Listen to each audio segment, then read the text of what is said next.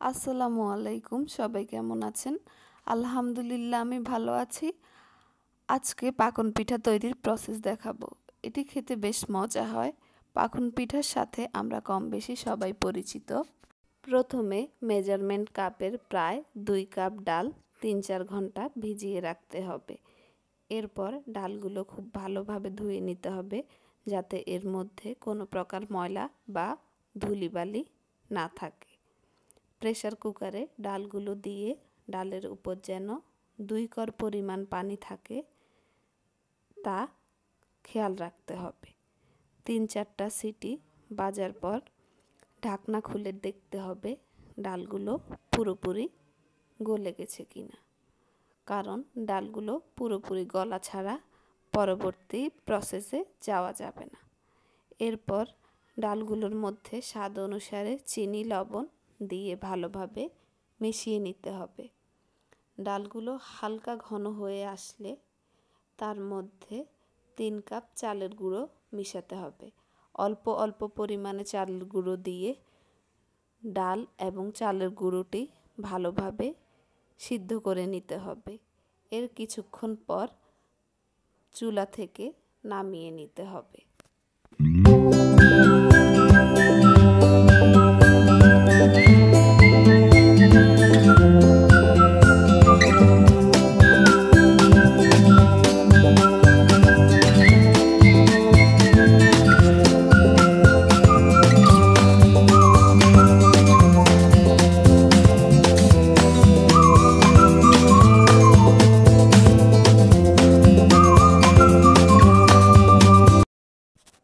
ঠিক এমনটাই সফট হতে হবে।